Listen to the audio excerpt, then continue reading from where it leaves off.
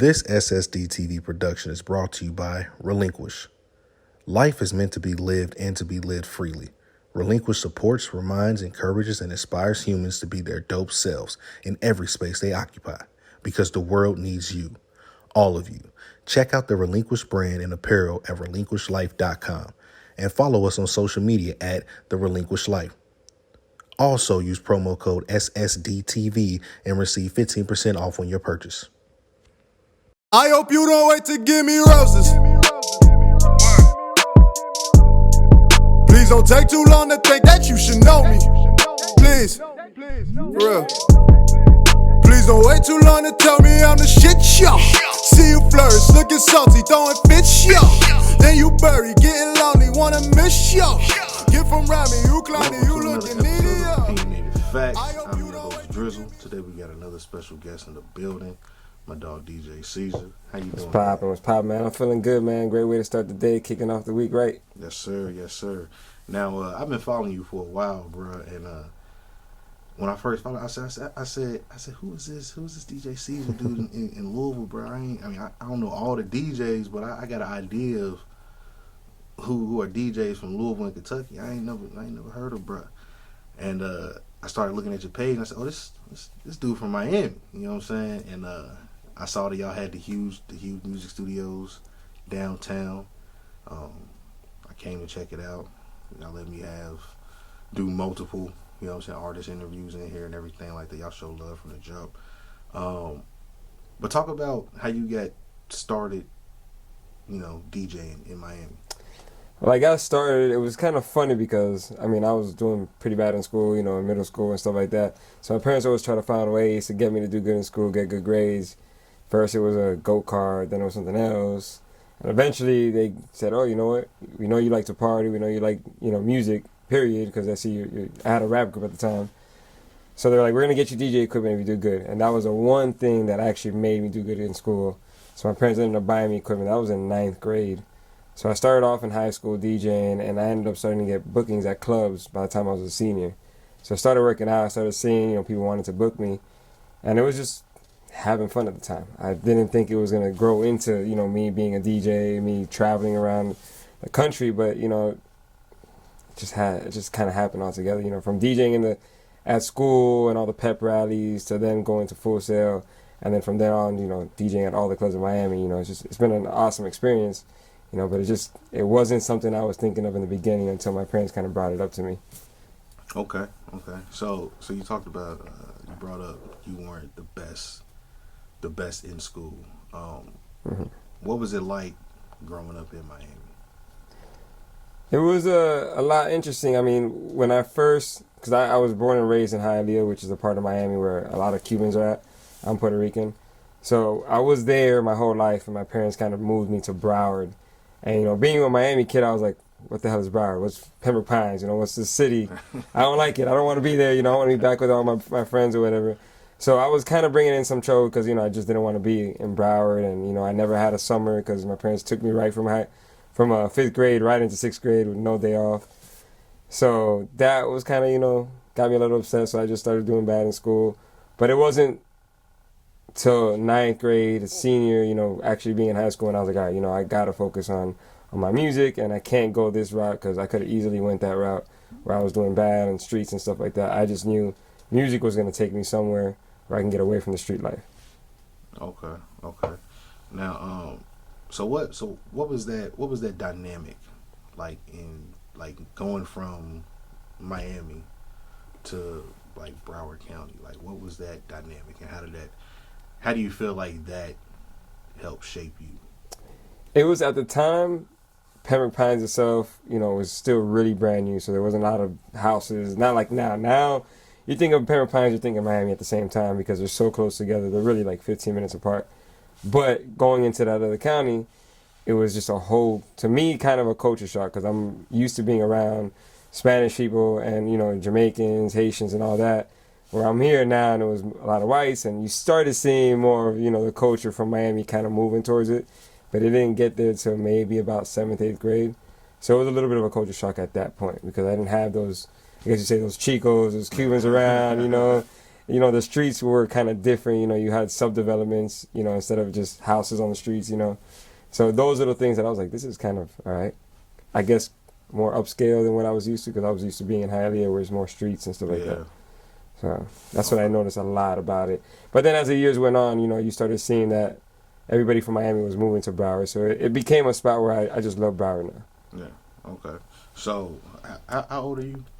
I'm 34 now. Okay, so it's over the past, I want to say like 7-8 years, it's been some, I'm gonna say a lot of acts to come out of Broward County. Mm-hmm.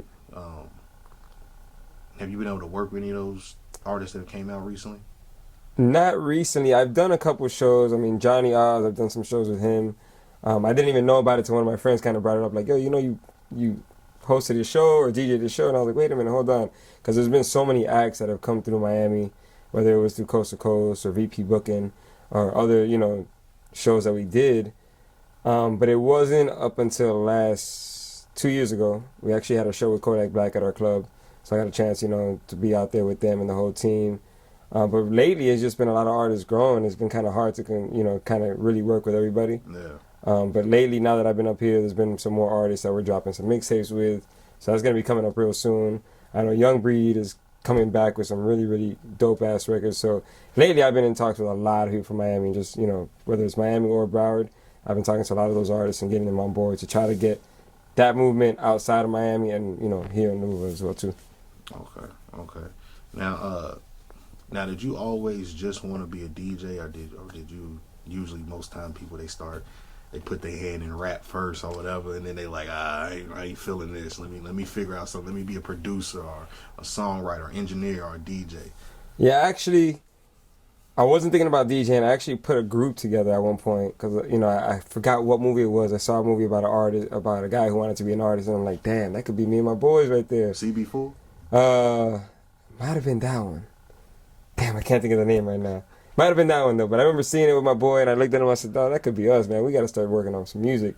We were probably like 7th grade, maybe 8th grade at the time. Oh, yeah. And I looked at him, we started talking about it, and we just started looking, you know, at some of our homeboys who always just loved writing. So I was more the guy who kind of tried to put the group together. I tried to write, but it wasn't really my thing. You know, I was just like really more focused on getting them together in a group, you know, finding the equipment, setting it up at the house. So I had like guess you could say studio at the crib. It was just a mic though.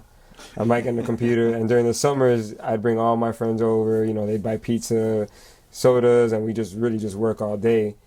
And then that's when my parents saw, okay, he likes music. He throws birthday parties every year. My birthday parties, at least 100 people at my house every time. But at the time, I had my cousin DJing.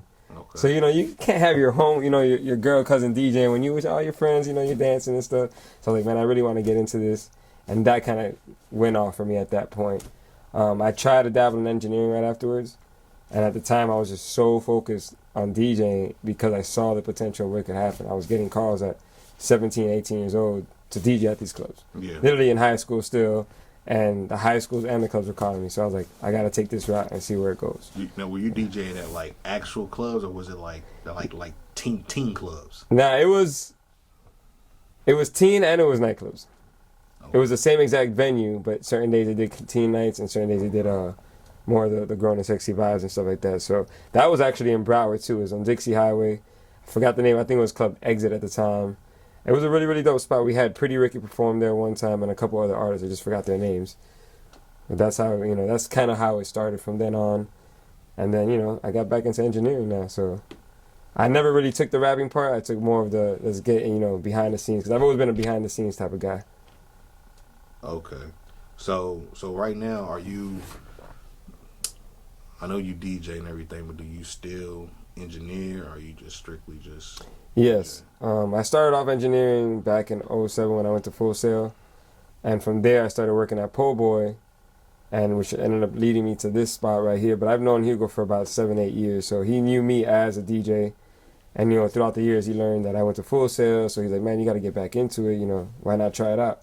So, you know, I got back into it, and now, you know, being the head engineer at Huge Music Studios and the studio manager kind of all got together, you know, got all pieced out. Like I said, I like being behind the scenes, working with the artists, or being in the nightclubs, you know, behind the DJ booth. Those are my zones to be at, you could say. Okay. So you spoke about Hugo. So how did y'all link up? All right, so at the time, I was already DJing at a lot of nightclubs, and there was an online TV station that was looking, to get some DJs on board. They wanted to do an artist showcase, and they had Briscoe and Hugo both as the hosts. I remember Briscoe. Yeah. I actually worked with Briscoe. That was the first artist I actually ever recorded, which is funny you said that. That was the artist from Po' Boy that I was working with. So I went to the club, and mind you, this, even me DJing at so many clubs, like when the program director came up to me and started talking to me, he's like, look, I want to put this together. I don't have a budget, but would you do it? And I was like, you know what? I see some opportunity. Let me just go and just try this out and see what happens. And I was like, you know what? No problem. I host the event, or I'll DJ the event. And it's all cool. So I go there, I start DJing, and the host doesn't show up. So he looks at me, he's like, Seizure, you're going to have to host. I don't got a host. I don't know what to do. And I was like, all right, well, look, I've been in the strip club scene for a long time, so I've gotten on the microphone. I haven't hosted a show. I got your back. Let's figure this out. We're going to make it happen. So Briscoe, Hugo come in, I announced them. We kick off the show. And I think the second time we did the show again with them, that's when Hugo and his homeboy, White Mike, came up to me. And they were like, hey, are you with anybody? At the time, I was only recording DJs in Coast to Coast and 24K.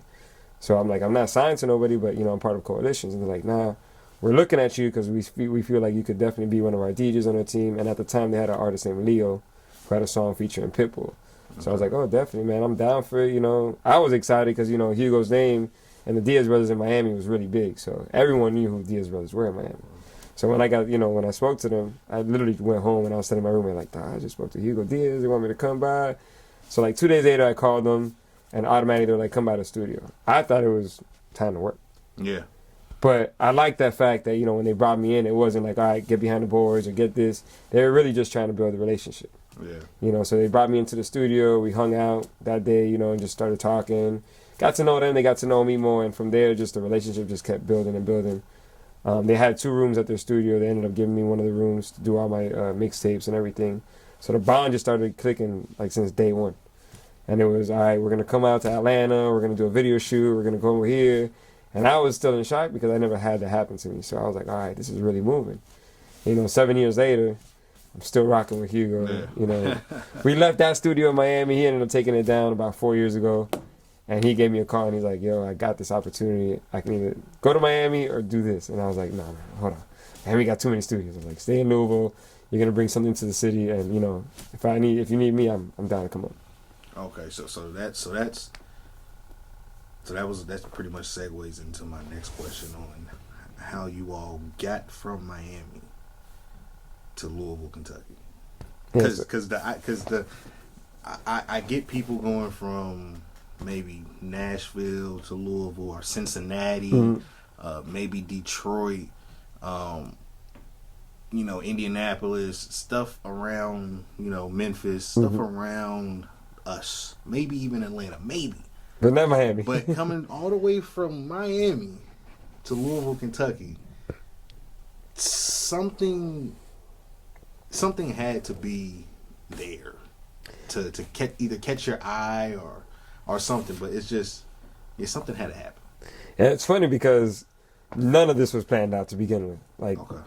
Hugo's been here for about 7-8 years. I would come and visit him. He's like, watch, one day you're going to move to Louisville. But we'd always be joking around. I'm like, nah, man, I'm a Miami boy. I love my palm trees. I love my beaches and all that. He's like, watch, I have a feeling something's going to happen. But like I said, we didn't have any plans for the studio. Hugo kind of walked into this, and that's when I got the phone call. So at the time, I was actually on tour with Coast to Coast. I wasn't even really in Miami. I was probably 8 months into it. When I got the phone call, we started chopping it up, and he's like, you know what? Just try it out for you. You never know what's going to happen. And I've always been that type of person who's like, if something feels right, if there's an opportunity to do something, why not take the chance? I've heard it from so many people in the industry telling me I took this opportunity. I took a chance with $2 in my pocket, moved to New York or moved to the city, and I was like, you know what? Let's just try it out for a year. If it doesn't work out, I can go back to Miami. Now, I didn't think anything about COVID. I was thinking I was going to be on tour half the month and the other half the month be here working the studio. So like I said, at the time, I was going back and forth up and down the East Coast. So I just took 1 weekend off, and I was like, you know what? I'm just moving. I didn't tell nobody in Miami. I just got up and just said, Hugo, I'm on my way. So because I believed in the opportunity that was going to happen. That speaks value of the type of relationship you two have, to where for him he wanted to reach out to you specifically, and then for you to be like, that's my man. It's like he wouldn't, if he says it's a go, it's a go. Yeah. Like, One thing about Hugo that I love him as a person, he's always been the type of person to always try to help somebody else out. Yeah. Like he's always, building this was for the city. He doesn't care about the money about it. It was always him trying to give a helping hand. So seeing him, knowing him for so many years, I was like, yeah, man, if he's calling me to come up, I know it's for good reason. So let's just try it out. Yeah, this is something that I feel like that the city definitely needed a more I don't want to say professional, but a more solidified staple of a studio. I mean, it's plenty of studios. You got dope engineers in the city and studios around, but I feel like having a spot somewhere like this downtown in the same building as the radio stations, like that, I think that right there alone holds weight, and it matters. Mm-hmm. Like sometimes the optics matter when people make decisions. You know what I'm saying? Sometimes the optics matter when people are looking at certain things, and you got people looking at the city for new artists and new talent. And yeah, you got the ones who would get signed, but then you got sometimes people who I'd be like, well, what studio will we go see in Louisville? Mm-hmm. Why not go to the one that's in the building with the radio station? Exactly. You know what I'm saying? Downtown. Mm-hmm. It's like it makes sense. You know what I'm saying? Versus going to another part of the town, and somebody got a studio somewhere, but it's just not a prime location. You know what I'm saying? So you can get away with that maybe in Miami, Atlanta, New York, stuff like that. But I feel like in places like Louisville, it kind of needs to make sense to attract people. Like people need more. People need more to come than just I'm coming down there just go to the studio. Like it's downtown. Prime. There's an opportunity for you to rub shoulders with somebody. You might bump into somebody who works at the radio station just because you're on the. So it's like a lot of times the optics I feel like play a huge factor. Absolutely. Especially in music, a lot of times. But yeah, as many times as I've been here, bro, I have yet to have the chance to meet Hugo. Never. Yeah, he's more of a late night person, or not late night, but he's usually. I mean, he's up now, but he usually comes around like later on during the daytime and stuff like that. Yeah. But that's why, I stay so much in contact with him. So he's like, I trust you with everything. Yeah. Don't worry about it. I know you're running it every time he comes. Everything is put together right. So in that case, I feel like he trusts me to know, all right, the studio's gonna be running smoothly. He doesn't come here that often, but he will be coming soon. Okay. Yeah, we got the second room being built, so he's gonna be coming around a lot more often. Okay. And now also I know you got your Twitch show. Yes. Talk about that a little bit. Yeah, that's another opportunity that we kind of just started brainstorming one day. Hugo's a big Twitch gamer, and he saw an opportunity. Like, listen, man, I think we should do some Twitch show or something. He's like, I don't know what we're gonna do, but I feel like you need to be the face of it. I'm not trying to be on the camera, but I feel like you being a DJ, it'll be good for you. Yeah. So we started brainstorming. I was on tour at the time, and I was like, you know what? I'm hearing the same thing from every artist. DJs don't support me. DJs never hit play my record. I gave it to this DJ. They never show love. And there's so many different factors of reasons why maybe the DJs are not playing the records. But I kept hearing that over and over in every single city. New York, Toronto, everywhere. So I was like, you know what? I think the Twitch show would be good if we do a music review night. And this was pre-COVID times. COVID wasn't even in our heads at the time. So we started doing it around November, October. And I just started inviting everybody from every show that I got. I said, hey, come by. It's a free music show. We're going to check out your records. We're going to talk about it as a community. We're not charging you guys nothing.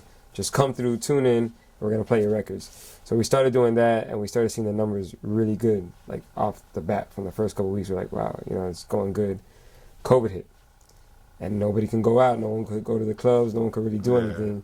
So our channel just started getting a lot of artists. We called the VP Booking. She brought about 40, 60 artists to the show, played all the records. And what I love about our show is the community's involved with it. So, you get your record played. It's not just me and Hugo talking about it. It's everybody in the chat room. Yeah. I like this about your record. I don't like this about your record. You need to fix this. So to us, we feel like it's a portal before you take it to the mainstream, before you put it on Spotify.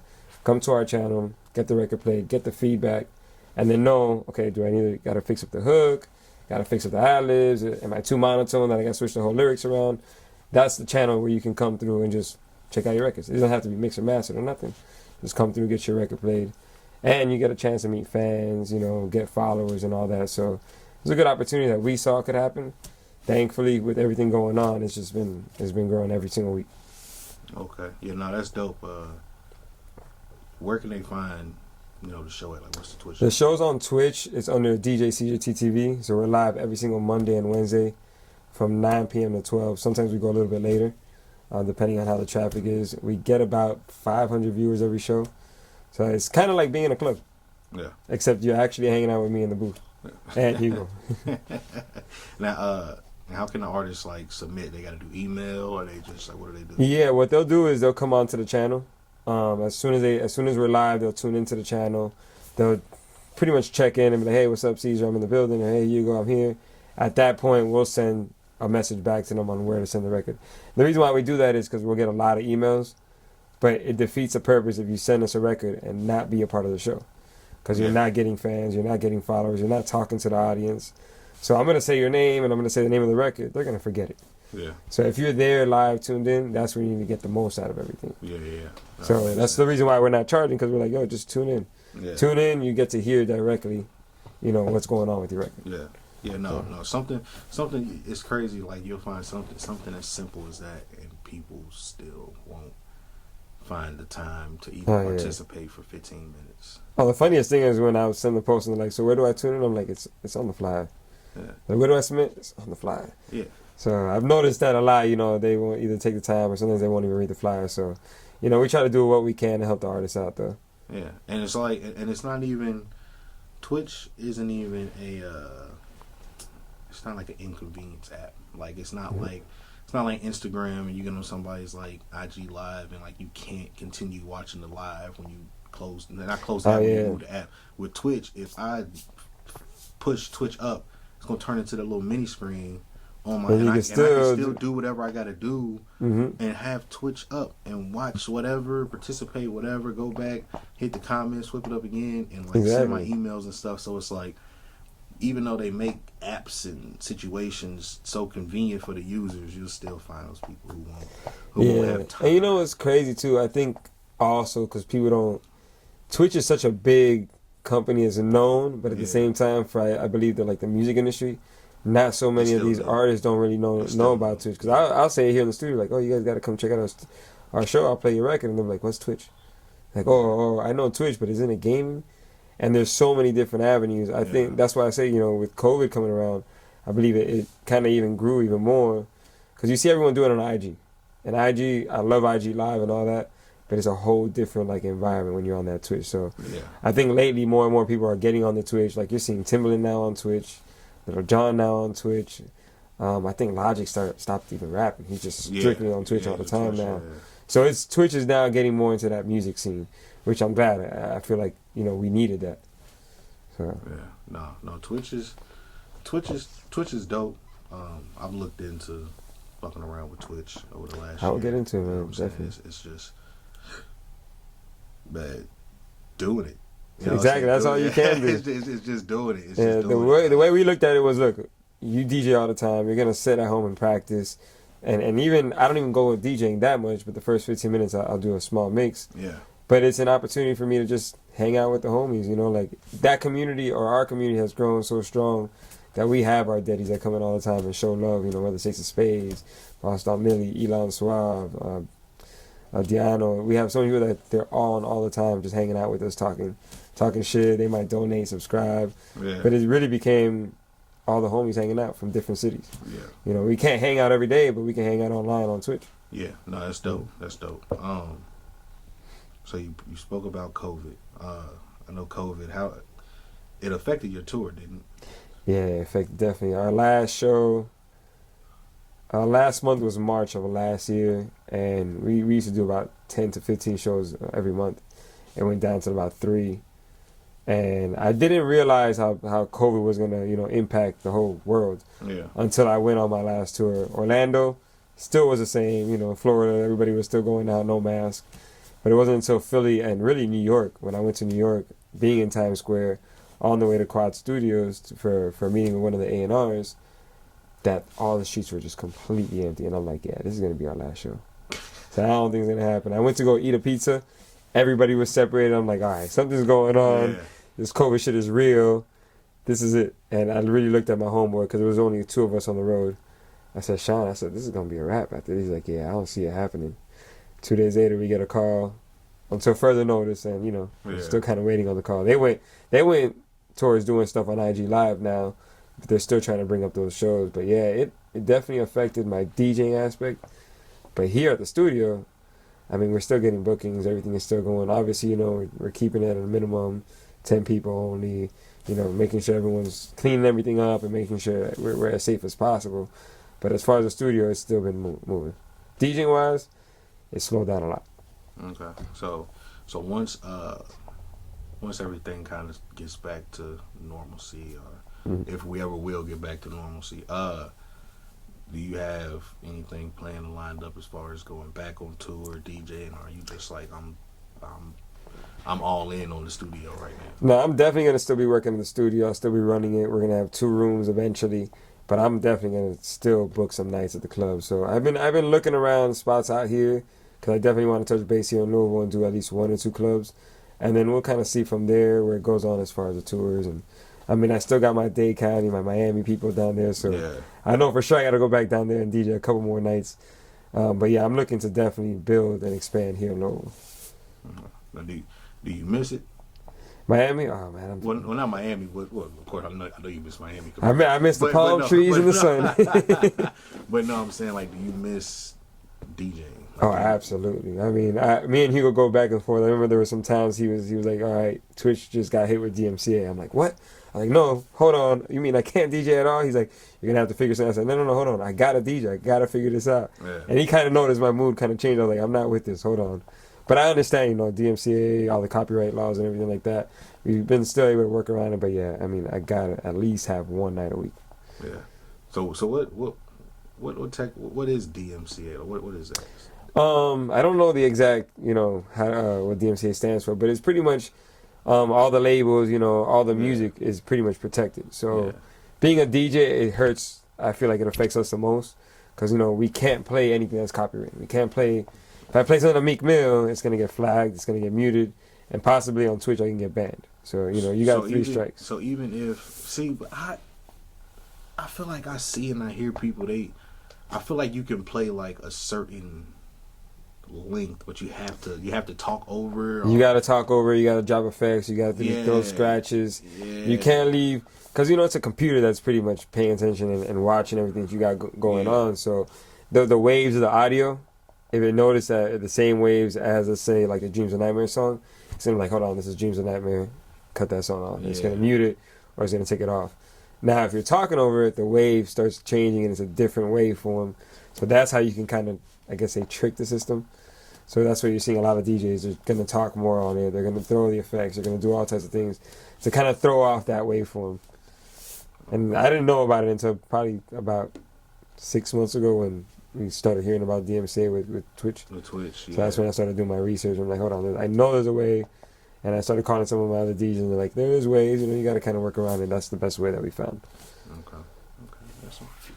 Yeah, I mean, because I knew about it because I got hit with it on YouTube a few times, and I had just let the song play, like the intro. I didn't talk over. I just let it come in, and it got flagged. And I was like, well, shit, like I'm not doing that no more. You know what I'm saying? So usually what I do, I would take a local artist or somebody who isn't signed or whatever, and you might have that. Like some of them do get their stuff copywritten, but it's not the hard. It's not the heavy like hammer. It might be like, okay, well, this is copywritten and you can still play it and people can still hear it on your stuff, but you can't monetize this episode because you use this. All right, cool, whatever.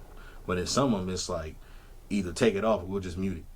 That's it. It's just like the best way to go about it is really to get the like a written consent from any artist. Yeah. I know when it comes to the major artists, it's a little bit harder, but even for these new up and coming indie artists who are getting on Spotify, that's probably what's gonna flag it. Because they got it all on TuneCore, DistroKid, and all that. So when they do that, what I usually ask them, I was like, listen, if I can play it, send me something written in an email saying I'm allowed to play the song. So when I get hit with the copyright infringement, I can just be like, no, I got permission. And a lot of Twitch people are using that. They're gonna go and the biggest Twitch users are obviously able to contact the labels and be like, look, I want to play the song. Do I have? Send me a written consent, and that will kind of get rid of the copyright. I guess that makes sense. But look, it's been a dope episode. You know what I'm saying, I finally learned how you got all the way from Miami to Louisville, Kentucky.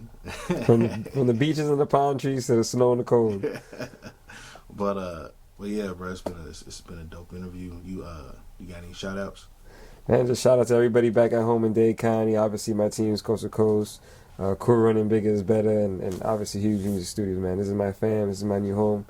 I'm excited for what's coming out here. Right. All right, like I said, dope episode. I appreciate the opportunity. And shit, we out. All right, man. Appreciate you, bro. I hope you don't wait to give me roses. Please don't take too long to think that you should know me. Please, for real. Please don't wait too long to tell me I'm the shit, yo. See you flourish, looking salty, throwing fits, yo. Then you bury, getting lonely, wanna miss, yo. Get from round me, you clowny, you looking needy, yo. I hope you don't wait to give me roses.